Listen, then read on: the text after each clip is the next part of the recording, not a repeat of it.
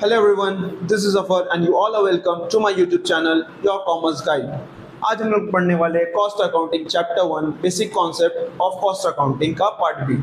Part A में already एक video में बना चुका हूं और जो लोगों ने अभी तक उस वीडियो को नहीं देखा तो प्लीज़ जाइए उसे देख लीजिए। पार्ट बी जो है वो कॉस्ट कॉन्सेप्ट टर्म्स और क्लासिफिकेशन के ऊपर है ऑफ कॉस्ट।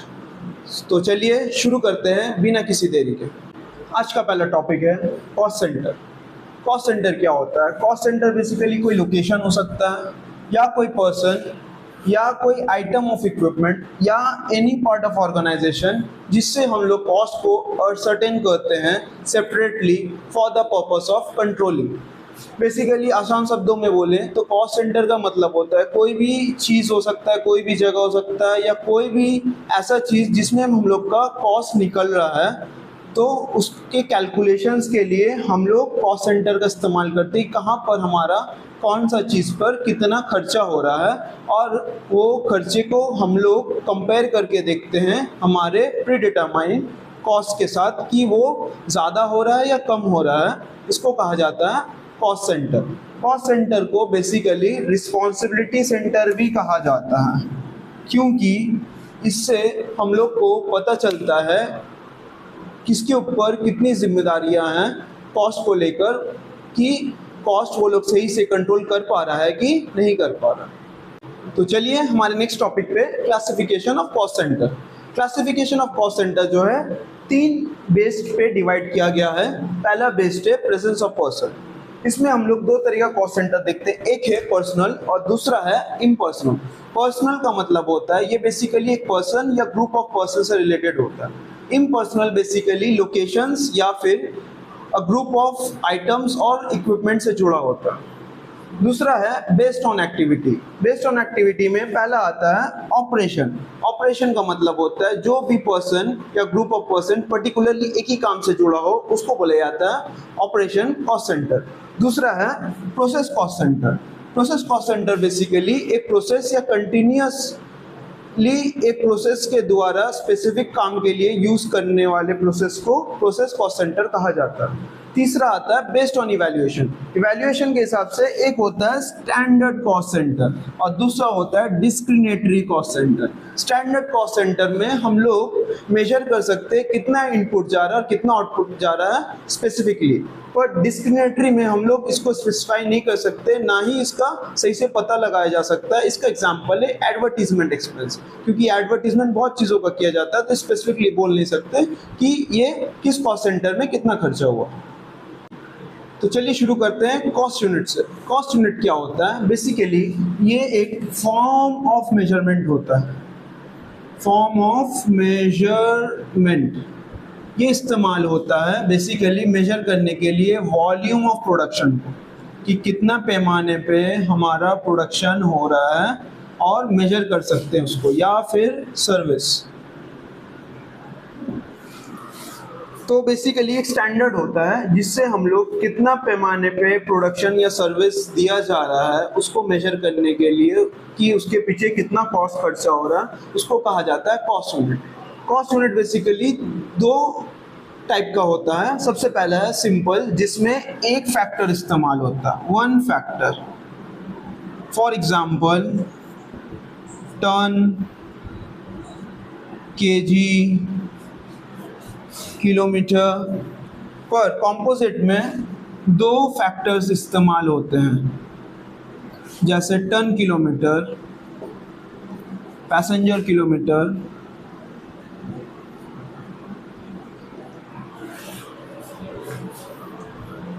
तो ये अलग अलग टाइप का मेजरमेंट है जो अलग अलग इंडस्ट्रीज में इस्तेमाल होता है।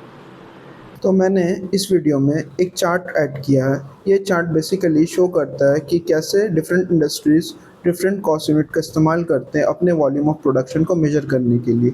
आप लोग इस वीडियो को पॉज करके इसे नोट डाउन कर सकते हैं या फिर इसका स्क्रीनशॉट ले सकते हैं, जो आपको आगे डिफरेंट इंडस्ट्री को समझने में हेल्प करेगा। कॉस्ट ऑब्जेक्ट क्या होता है? कोई भी चीज़ का हम लोग जब सेपरेटली कॉस्ट को मेजर करते हैं उसको कहा जाता है cost object. Cost object basically 5 types का होता है। यहाँ है product, service, activity, process and project. तो हम लोग एग्जाम्पल से जानते हैं कि कैसे कैसे टाइप का कॉस्ट ऑब्जेक्ट होता है। प्रोडक्ट में हम लोग ध्यान देंगे तो जैसे टीवी बनाने का कॉस्ट, सर्विस में ट्रांसपोर्ट सर्विस या कोई भी सर्विस जो सेपरेटली हम लोग मेजर करना चाहते हैं। एक्टिविटी में बेसिकली कोई भी चीज तरीके से जिससे मेरा कॉस्ट इनकर्ड हो रहा है, जैसे यहाँ पर हो रहा है प्लेसिंग अ परचेस ऑर्डर, कि ऑर्डर प्लेस करने में हम लोग का कितना कॉस्ट निकल रहा है। प्रोसेस, पर्टिकुलरली प्रोसेस से जुड़ा हुआ कि उस प्रोसेस को करने में कितना टाइम लग रहा है, जैसे कि melting process of a steel factory. और सबसे लास्ट में आता है प्रोजेक्ट, कि पर्टिकुलर प्रोजेक्ट, यहाँ पर एग्जांपल है रोड प्रोजेक्ट का। रोड प्रोजेक्ट करने में मेरा कितना कॉस्ट आ रहा है, इन सब चीज़ों का जब हम अलग से कॉस्ट निकालते हैं उसको कहा जाता है हर एक चीज़ को कॉस्ट ऑब्जेक्ट। टॉपिक्स मैंने बोर्ड में लिखा है, ये one of the most important topics है इस चैप्टर से। तो सबसे पहले आता है कॉस्ट कंट्रोल। कॉस्ट कंट्रोल क्या होता है कि हम लोग अपने एक्चुअल कॉस्ट को अपने प्री डिटरमाइंड कॉस्ट से कंपेयर करते हैं और पता करते हैं कि हमारा कॉस्ट बढ़ा है या घटा है, उसको बोला जाता है cost control. Cost control basically 5 step में किया जाता है। एक ऑब्जेक्टिव या टारगेट को चुना जाता है, उसके बाद अपने एक्चुअल कॉस्ट को कैलकुलेट किया जाता है, फिर अपने एक्चुअल कॉस्ट को अपने प्री डिटरमाइंड कॉस्ट से कंपेयर किया जाता है, फिर देखा जाता है वो कॉस्ट बढ़ा है या घटा है। उसके बाद हम लोग उस चीज़ का रेमेडियल एक्शन लेते हैं कि अगर बढ़ा है तो क्यों बढ़ा है, इसको कहा जाता है कॉस्ट कंट्रोल। उसके बाद आता है cost reduction. Cost reduction basically permanently हम लोग अपना per unit cost of production को कम करते हैं, उसको कहा जाता है कॉस्ट रिडक्शन। कॉस्ट रिडक्शन करने के लिए हम लोग को बेसिकली कुछ स्टेप्स को फॉलो करना होता है। सबसे पहला है हम लोग को देखना होगा कौन कौन से चीज़ हमारे प्रोडक्शन में वैल्यू ऐड कर रहे हैं और कौन कौन सा चीज़ वैल्यू ऐड नहीं कर रहे। जो हमारे प्रोडक्शन में वैल्यू ऐड कर रहे हैं उसको अलग करना है, और जो हम लोग को प्रोडक्शन में वैल्यू ऐड नहीं कर रहा है उसको हम लोग को अपने काम से एलिमिनेट कर देना है। और जो कुछ भी हम इस्तेमाल करें उसका चीप मटेरियल सर्च करना है ताकि हम लोग परमानेंटली अपने कॉस्ट को कम कर सके। और सबसे लास्ट में आता है इसका कंटिन्यूस स्टडी करते रहना होगा कि better ways of doing cost reduction. उसके बाद आता है कॉस्ट एलोकेशन। ये एक प्रोसेस होता है जिसके मदद से हम लोग पर्टिकुलर कॉस्ट सेंटर के लिए पर्टिकुलर कॉस्ट को एसोसिएट करते हैं, उसको कहा जाता है कॉस्ट एलोकेशन। कॉस्ट अपॉर्चमेंट का मतलब होता है बेसिकली एक प्रोसेस होता है जिससे क्या होता है हम लोग डिफरेंट कॉस्ट सेंटर के लिए एक सिमिलर कॉस्ट या कॉमन कॉस्ट को एक सुटेबल बेसिस के ऊपर असर्टेन करते हैं, उसको कहा जाता है कॉस्ट अपॉर्चमेंट।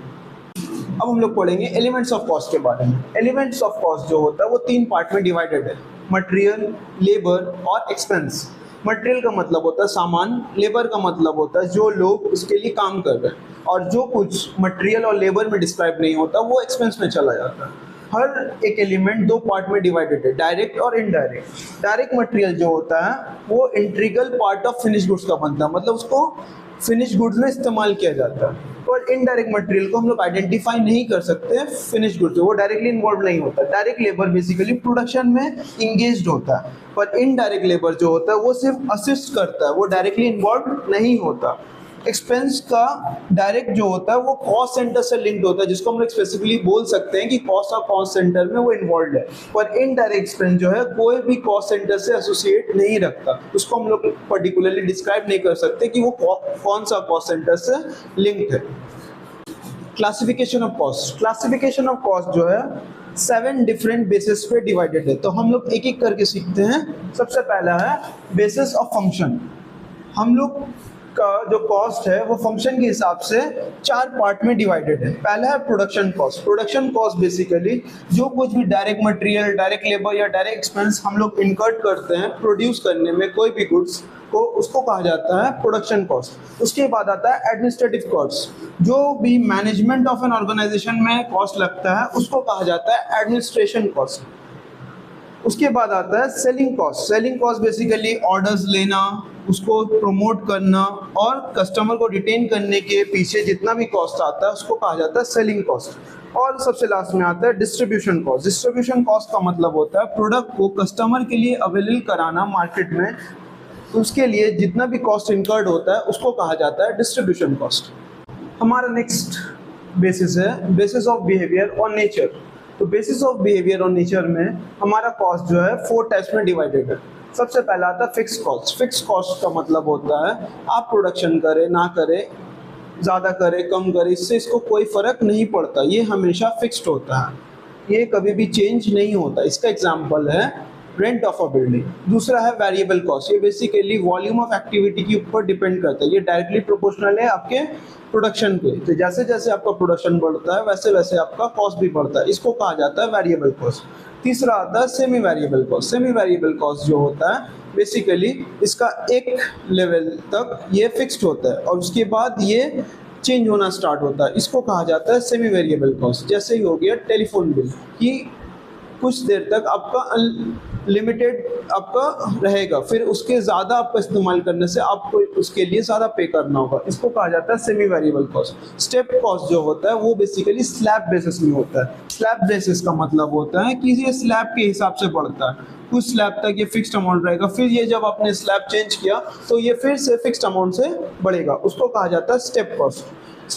बेस ऑफ बिहेवियर के बाद आता है बेसिस ऑफ कंट्रोलिंग। कंट्रोलिंग दो तरह से आता है, एक होता है कंट्रोलेबल जिसको हम लोग अपने हिसाब से कंट्रोल कर सकते हैं या किसी एक मेंबर से इन्फ्लुएंस होता है, और दूसरा होता है अनकंट्रोलेबल कॉस्ट जो किसी मेंबर से इन्फ्लुएंस नहीं होता। अगर मान लीजिए मैंने कोई काम के लिए एक्स्ट्रा लेबर रख लिया तो उसको हम लोग कंट्रोल कर सकते हैं उस लेबर को उस काम से हटाकर, पर अनकंट्रोलेबल कॉस्ट जो होता है वो हमारे कंट्रोल में नहीं होता, वो होगा ही, उसको आप किसी को कम या ज़्यादा करने से कम नहीं कर सकते, जैसे कि रेंट ऑफ अ बिल्डिंग हो गया। उसके बाद आता है basis of normality. Normal cost का मतलब जो नॉर्मली इनकर्ड होता है, जो हम लोग डेली प्रोडक्शन या इसमें करते हैं, उसको एबनॉर्मल कॉस्ट बोलते हैं। एबनॉर्मल कॉस्ट जो होता है वो बेसिकली डेली बेसिस में नहीं होता, वो अचानक से हो जाता है, जैसे कहीं आग लग जाना तो उसकी वजह से जो कॉस्ट भी इनकर्ड हुआ उसको कहा जाता है एबनॉर्मल कॉस्ट। चलिए आते हैं नेक्स्ट क्लासिफिकेशन पे, बेसिस ऑफ बिहेवियर और नेचर। बिहेवियर और नेचर के हिसाब से हमारा कॉस्ट 4 पार्ट्स में डिवाइडेड है। सबसे पहला है फिक्स कॉस्ट। फिक्स कॉस्ट का मतलब ऐसा कॉस्ट होता है जो आपका होना ही है, वो कभी भी आपका प्रोडक्शन या किसी और के ऊपर डिपेंडेंट नहीं होता, जैसे कि मान लीजिए रेंट ऑफ अ बिल्डिंग। दूसरा है वेरिएबल कॉस्ट, ये आपका डायरेक्टली प्रोपोर्शनल होता है आपके आउटपुट से, मतलब कोई भी एक्टिविटी से ये डायरेक्टली प्रोपोर्शनल होता है कि वो एक्टिविटी करेंगे तो ये कॉस्ट होगा, वो नहीं करेंगे तो ये कॉस्ट नहीं होगा, जैसे कि प्रोडक्शन। उसके बाद आता है semi variable cost. Semi variable cost होता है कि इसका एक मोमेंट तक ये फिक्स्ड होता है, उसके बाद ये बढ़ना स्टार्ट करता है, इसको कहा जाता है सेमी वेरिएबल कॉस्ट, जैसे एग्जांपल टेलीफोन बिल। उसके बाद आता है step cost. Step cost basically एक स्लैब बेसिस की तरह काम करता है। इसमें क्या होता है कि बेसिकली एक स्लैब तक वो बढ़ता है, फिर उसको क्रॉस करने के बाद एक फिक्स्ड अमाउंट में फिर वो बढ़ेगा, इसको कहा जाता है स्टेप कॉस्ट। उसके बाद आता है बेसिस ऑफ कंट्रोलिंग। कंट्रोलिंग के हिसाब से सबसे पहला आता है कंट्रोलेबल कॉस्ट और दूसरा आता है अनकंट्रोलेबल कॉस्ट। कंट्रोलेबल कॉस्ट का मतलब होता है जो किसी पर्टिकुलर मेंबर से इन्फ्लुएंस हो और हम उसे कंट्रोल कर पाए, पर अनकंट्रोलेबल किसी भी स्पेसिफिक मेंबर से इन्फ्लुएंस नहीं होता और वो अनकंट्रोलेबल होता है। उसके बाद आता है बेसिस ऑफ नॉर्मेलिटी में normal cost and abnormal cost. Normal cost basically जो रेगुलर बेसिस में होता है और स्पेसिफिक होता है उसको कहा जाता है नॉर्मल कॉस्ट। एबनॉर्मल कॉस्ट जो होता है जो इरेगुलर होता है, जो अचानक से कभी कोई सिचुएशन ऑफ प्रोडक्शन में आ जाता है और हमारा एबनॉर्मल कॉस्ट बन जाता है, उसको कहा जाता है एबनॉर्मल कॉस्ट। अब आते हैं बेसिस ऑफ एट्रीब्यूटेबिलिटी। बेसिस ऑफ एट्रीब्यूटेबिलिटी में दो टाइप का कॉस्ट होता है, एक को बोला जाता है प्रोडक्ट कॉस्ट और दूसरे को कहा जाता है पीरियड कॉस्ट। प्रोडक्ट कॉस्ट में बेसिकली एक पर्टिकुलर प्रोडक्ट को लेके हम लोग कॉस्ट निकालते हैं फॉर इन्वेंट्री इवैल्यूएशन, उसको कहा जाता है प्रोडक्ट कॉस्ट। उसके बाद आता है पीरियड कॉस्ट, बेसिकली एक फाइनेंशियल पीरियड में हम लोग मेजर करते हैं एक रेवेन्यू के अगेंस्ट कितना हम लोग ने एक्सपेंस इनकर्ड किया, उसको कहा जाता है पीरियड कॉस्ट। उसके बाद आता है बेसिस ऑफ टाइम पीरियड, उसमें आता है सबसे important historical cost. Historical cost basically वो कॉस्ट होता है जो ऑलरेडी इनकर्ड हो गया। करंट कॉस्ट का मतलब होता है कि अभी अभी सिमिलर प्रोडक्ट, एलिमेंट्स, एसेट्स या सर्विस के लिए हम लोग कितना कॉस्ट इनकर्ड कर रहे हैं, उसको कहा जाता है करंट कॉस्ट। उसके बाद आता है प्री डिटरमाइंड कॉस्ट। कोई भी चीज़ के लिए हम लोग एडवांस में एक बेसिस और स्पेसिफिकेशन के हिसाब से फैक्टर कौन कौन से चीज़ से हमारे कॉस्ट को अफेक्ट करता है और उसके हिसाब से हम लोग कॉस्ट निकालते हैं, उसको कहा जाता है प्री डिटरमाइंड कॉस्ट। हम लोग पहुंच गए हैं क्लासिफिकेशन ऑफ कॉस्ट के लास्ट बेसिस, जिसको बोला गया है बेसिस ऑफ डिसीजन मेकिंग। तो डिसीजन मेकिंग के हिसाब से सबसे पहला होता है रेलिवेंट कॉस्ट। रेलिवेंट कॉस्ट का मतलब होता है कोई भी कॉस्ट जो एक पर्टिकुलर डिसीजन से इन्फ्लुएंस्ड हो उसे कहा जाता है रेलिवेंट कॉस्ट। उसके बाद आता है इररिलेवेंट कॉस्ट। इररिलेवेंट का मतलब होता है कोई भी ऐसा कॉस्ट जो पर्टिकुलर डिसीजन से इन्फ्लुएंस ना हो उसे कहा जाता है इररिलेवेंट कॉस्ट। मार्जिनल कॉस्ट का मतलब होता है अगर मेरा टोटल कॉस्ट बढ़ रहा है due to change in output by 1 unit, उसको कहा जाता है मार्जिनल कॉस्ट। डिफरेंशियल कॉस्ट का मतलब होता है मेरे टोटल कॉस्ट में चेंजेस आया क्योंकि लेवल ऑफ एक्टिविटी या पैटर्न या मेथड ऑफ प्रोडक्शन में चेंजेस हुआ है, उसको कहा जाता है डिफरेंशियल कॉस्ट। उसके बाद आता है इंक्रीमेंट कॉस्ट। इंक्रीमेंट कॉस्ट का मतलब होता है बेसिकली कोई भी ऑल्टरनेटिव कोर्स ऑफ एक्शन मैंने लिया जिसकी वजह से मेरा टोटल कॉस्ट बढ़ गया, उसको कहा जाता है इंक्रीमेंटल। डिक्रीमेंटल ठीक इसका ऑपोजिट होता है, कोई भी कोर्स ऑफ एक्शन का ऑल्टरनेटिव मैंने किया उसकी वजह से मेरा टोटल कॉस्ट घट गया, उसको कहा जाता है डिक्रीमेंटल। उसके बाद आता है रिप्लेसमेंट। रिप्लेसमेंट कॉस्ट का मतलब होता है बेसिकली करंट कॉस्ट में बदलाव आना, क्योंकि कोई भी ऐसा कॉस्ट जिससे हम लोग ने एग्जिस्टिंग एसेट को रिप्लेस करना चाहा उसके वजह से कोई भी कॉस्ट हुआ उसको कहा जाता है रिप्लेसमेंट कॉस्ट। उसके बाद आता है अपॉर्चुनिटी कॉस्ट। अपॉर्चुनिटी का मतलब होता है बेसिकली कि कोई भी ऐसा चीज जिसको मैंने फोरगॉन किया मतलब जाने दिया उसकी वजह से मेरे को बेनिफिट हुआ, उसको कहा जाता है अपॉर्चुनिटी कॉस्ट। उसके बाद आता है out of the pocket cost. Out of the pocket cost का मतलब होता है कि ये टोटल कॉस्ट का एक पार्ट होता है जिसमें एक एक्चुअल आउटफ्लो ऑफ कैश हो, उसको कहा जाता है out of the pocket cost. उसके बाद आता है इम्प्यूटेड कॉस्ट। ऐसा कॉस्ट जिसके लिए मेरे को कोई भी पैसा खर्च करने का जरूरत नहीं पड़ा, नो मनी स्पेंड, इसको कहा जाता है इम्प्यूटेड कॉस्ट। सम कॉस्ट का मतलब होता है कि ये हम लोग अपने डिसीजन से प्रेजेंट या फिर फ्यूचर में ये कभी चेंज नहीं हो सकता, उसको कहा जाता है सम कॉस्ट। शटडाउन कॉस्ट का मतलब होता है ये कोई भी ऐसा कॉस्ट जो एक फर्म इनकर्ड कर रहा है जब उसने अपना प्रोडक्शन टेम्पोररी शट डाउन कर दिया, उसको कहा जाता है शटडाउन कॉस्ट। कमिटेड कॉस्ट का मतलब होता है इसका डिसीजन मैंने ऑलरेडी ले चुका हूँ और कोई भी पॉसिबल ऑल्टर डिसीजन नहीं है जिससे मैं इसको अवॉइड कर सकूँ शॉर्ट रन में, उसको कहा जाता है कमिटेड कॉस्ट। डिस्क्रिमिनेटरी कॉस्ट का मतलब होता है इसको हम लोग अवॉइड कर सकते हैं मैनेजमेंट डिसीजन के वजह से।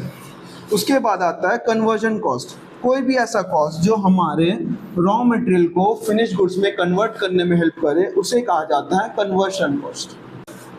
तो हम लोग पहुंच गए हैं अपने पार्ट बी के सेकंड लास्ट टॉपिक में, मेथड ऑफ कॉस्टिंग।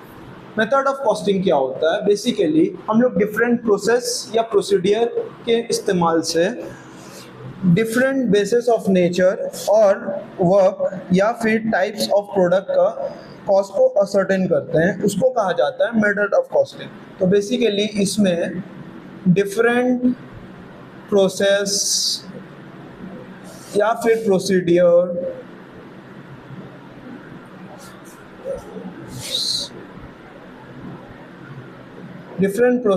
प्रोसीडियर के मदद से हम लोग डिफरेंट बेसिस ऑफ नेचर या फिर वर्क या फिर टाइप ऑफ प्रोडक्ट का कॉस्ट को असर्टेन करते हैं, उसको कहा जाता है method of costing. Method of costing दो पार्ट में डिवाइडेड है। सबसे पहले स्पेसिफिक ऑर्डर कॉस्टिंग और दूसरा operational costing. Specific order costing में सबसे पहले आता है job costing. Job costing basically particular job को करने के लिए जो स्पेसिफिक खर्चा आता है जो उसी जॉब से जुड़ा हो या स्पेसिफिक कस्टमर के लिए पर्टिकुलर जॉब करने पर हम लोग उस जॉब में कितना खर्चा आएगा उसको असर्टेन करते, उसको कहा जाता है job costing. Job costing basically automobile garage, repair shop या फिर इंटीरियर डिजाइनर जो कि पर्टिकुलर स्पेसिफिक कस्टमर के नीड के हिसाब से कैलकुलेट किया जाता है, उसको कहा जाता है जॉब कॉस्टिंग। दूसरा आता है batch costing. Batch costing basically similar या ग्रुप ऑफ आइडेंटिकल प्रोडक्ट का एक साथ कॉस्टिंग किया जाता है, उसको कहा जाता है बैच कॉस्टिंग। बैच कॉस्टिंग जो है ये बेसिकली होलसेल प्रोडक्ट या फिर रेडीमेड गारमेंट जो एक साथ बहुत सारे ढेर सारे सिमिलर टाइप के गुड्स निकालते हैं या फिर सिमिलर टाइप के सर्विस रेंडर करते हैं या फिर प्रोडक्ट करते हैं, उसको कहा जाता है बैच कॉस्टिंग। उसके बाद आता है कॉन्ट्रैक्ट कॉस्टिंग। कॉन्ट्रैक्ट बेसिकली ये एक ऐसा मेथड ऑफ कॉस्टिंग है जिसमें हम लोग कॉस्ट एक पर्टिकुलर वर्क या एक टाइम पीरियड ड्यूरेशन उस काम को करने के लिए लगता है, उसको कहा जाता है कॉन्ट्रैक्ट कॉस्टिंग। ये basically road building, bridge building या फिर कोई भी कंस्ट्रक्शन बिजनेस में देखा जाता है। उसके बाद आता है ऑपरेशनल कॉस्ट। ऑपरेशनल कॉस्ट में सबसे पहले आता है प्रोसेस कॉस्टिंग। ये बेसिकली एक प्रोसेस को करने के लिए जितना भी टोटल कॉस्ट उस प्रोडक्ट को बनाने के लिए आता है उसको कहा जाता है प्रोसेस कॉस्टिंग। जैसे कि स्टील, शुगर, टेक्सटाइल, ठीक है, सोप या फिर पेपर। उसके बाद आता है सिंगल कॉस्टिंग। ये बेसिकली एक सिंगल प्रोडक्ट को बनाने में कितना खर्चा आएगा उसको पता करने के लिए इस्तेमाल किया जाता है। उसके बाद आता है ऑपरेटिंग कॉस्ट। ऑपरेटिंग कॉस्ट का मतलब होता है ये बेसिकली एक सर्विस को रेंडर करने के लिए कितना खर्चा आएगा उसको कहा जाता है ऑपरेटिंग कॉस्ट। ये बेसिकली रेंडर्ड सर्विस इंडस्ट्रीज में देखा जाता हो, जैसे कि एग्जांपल ट्रांसपोर्ट, इलेक्ट्रिक सप्लाई या फिर नर्सिंग होम। उसके बाद आता है कॉम्पोजिट। कॉम्पोजिट कॉस्टिंग जो होता है दो या दो से ज़्यादा मेथड ऑफ कॉस्टिंग को कंजंक्शनली इस्तेमाल किया जाता है ताकि हम लोग उसका कॉस्टिंग पता कर सके। ये कंपोजिट कॉस्टिंग जो है इंडस्ट्रीज में इस्तेमाल होता है जहाँ पर अलग अलग डिफरेंट पार्ट्स में डिफरेंट प्रोडक्ट को मैन्युफैक्चर किया जाता है, उसके बाद उसको एक जगह असेंबल किया जाता है फाइनल गुड्स को क्रिएट करने के लिए। इसको मल्टीपल कॉस्टिंग भी कहा जाता है। ये basically TV, car, motorcycle industries में देखा जाए। हम लोग पहुंच गए हैं अपने पार्ट बी के लास्ट टॉपिक में जिसका नाम है technique of costing. Technique of costing क्या होता है? बेसिकली हम लोग डिफरेंट वेज इस्तेमाल करते हैं analyse of present information of cost को लेकर। बेसिकली ये हम लोग अलग अलग तरीके से एक कॉस्ट को एनालाइज करते हैं और उसका प्रेजेंटेशन बनाते हैं ताकि हम लोग कॉस्ट कंट्रोल कर सके और डिसीजन ले सके। इससे फर्क नहीं पड़ता कौन सा मेथड ऑफ कॉस्टिंग यूज हो रहा है, इसको कहा जाता है टेक्निक ऑफ कॉस्टिंग। तो आज का class different techniques of costings के साथ कंप्लीट करते हैं। सबसे पहला आता है हिस्टोरिकल कॉस्टिंग। हिस्टोरिकल कॉस्टिंग का मतलब होता है एक ऐसा टेक्निक ऑफ कॉस्टिंग जिसमें हम लोग असर्टेन करते हैं कॉस्ट को आफ्टर इनकर्ड, उसके हो जाने के बाद हम लोग उसका कॉस्ट को असर्टेन करते हैं, उसको कहा जाता है हिस्टोरिकल कॉस्टिंग। उसके बाद आता है standard costing. Standard costing basically हम लोग एक कंपैरिजन करते हैं एक्चुअल कॉस्ट और उसका एनालिसिस करते हैं स्टैंडर्ड कॉस्ट से कि कहाँ पर किस किस पॉइंट में क्या क्या बदलाव आया है, उसको कहा जाता है स्टैंडर्ड कॉस्टिंग। उसके बाद आता है budgetary control. Budgetary control basically हर एग्जीक्यूटिव को रिस्पॉन्सिबिलिटी दिया जाता है और उसके रिस्पॉन्सिबिलिटी और पॉलिसीज के हिसाब से उसको एक बजट प्रोवाइड किया जाता है। उस बजट के हिसाब से वो लोग देखता है कि एक्चुअल कॉस्ट हुआ कितना और बजट कितना प्रोवाइड किया गया था, इसको कहा जाता है बजटरी कंट्रोल। उसके बाद आता है एब्जॉर्प्शन कॉस्टिंग। एब्जॉर्प्शन कॉस्टिंग जो होता है बेसिकली ये टेक्निक है जिसमें both fixed and variable cost को असर्टेन किया जाता है फॉर अ प्रोडक्ट और सर्विस। एब्जॉर्प्शन कॉस्टिंग के बाद आता है मार्जिनल कॉस्टिंग। मार्जिनल कॉस्टिंग का मतलब होता है बेसिकली एक टेक्निक ऑफ कॉस्टिंग होता है जिसमें हम लोग सिर्फ वेरिएबल कॉस्ट को असर्टेन करते हैं, उसको कहा जाता है मार्जिनल कॉस्टिंग। मार्जिनल कॉस्टिंग के बाद आता है डायरेक्ट कॉस्टिंग। डायरेक्ट कॉस्टिंग में सिर्फ जो भी डायरेक्ट कॉस्ट जो हमारे प्रोडक्शन में लगता है सिर्फ उसको असर्टेन किया जाता है, बाकी सारे इनडायरेक्ट कॉस्ट को प्रॉफिट से राइट ऑफ कर दिया जाता है, इसको कहा जाता है डायरेक्ट कॉस्टिंग। उसके बाद आता है यूनिफॉर्म कॉस्टिंग। यूनिफॉर्म कॉस्टिंग का मतलब होता है सेम प्रिंसिपल ऑफ कॉस्टिंग को सारे डिफरेंट फॉर्म्स को असर्टेन किया जाता है, उसको कहा जाता है uniform costing. Activity based costing जिसको शॉर्ट में एबीसी बोलते हैं, ये basically cost attribution to cost unit, इसका बेनिफिट के हिसाब से जो भी हम लोग को इनडायरेक्ट एक्टिविटी से होता है उसके हिसाब से असर्टेन किया जाता है, उसको कहा जाता है एबीसी। उसके बाद आता है black flash costing. Back flash costing basically एक ऑर्गेनाइजेशन में उसके आउटपुट को उसके स्टॉक या कॉस्ट ऑफ सेल से एट्रीब्यूट किया जाता है या सर्टेन किया जाता है, उसको कहा जाता है बैक फ्लैश कॉस्टिंग। उसके बाद आता है target costing. Target costing basically 1960 में जापान में देखा गया था जब कंपटीशन चल रहा था वेस्टर्न कंपनीज के साथ। इसमें बेसिकली एक इंडिविजुअल पोटेंशियल कस्टमर के नीड्स के हिसाब से उसको लिए प्रोडक्ट डिज़ाइन किया जाता था, उसको कहा जाता था टारगेट कॉस्टिंग। उसके बाद आता है सबसे लास्ट में किजोन कॉस्टिंग। किजोन कॉस्टिंग जो है याशिहुरो मोंडन ने डिस्कवर किया था जापान में। बेसिकली इसको एक ऐसा टाइप का कॉस्टिंग बोला जाता है जो कंटिन्यूस इम्प्रूवमेंट लाने की कोशिश करता है। ये बेसिकली जो भी अनप्रोडक्टिव या वेस्टेज या क्वालिटी कंट्रोल या इन एफिशिएंट इक्विपमेंट का यूज़ करना, जस्ट इन टाइम डिलीवरी, ये सारे चीज़ को ये इम्पोर्टेंस देता है। और जो भी वेस्टफुल चीज़ होता है जिससे हमारे कंपनी का कॉस्टिंग बढ़ता है या फिर नॉन वैल्यू एडेड कामों को एलिमिनेट करता है, उसको कहा जाता है किजोन कॉस्टिंग। तो आज का क्लास यहीं कंप्लीट होता है। उम्मीद कर रहा हूँ आप सबको मेरा यह वीडियो पसंद आया होगा। अगर इस चैप्टर से रिलेटेड आपको कोई भी प्रॉब्लम हो तो please comment down below, I will be back to you. And please give a like and share and subscribe to my channel, and I will be back with another informative video for you. So stay tuned and thank you.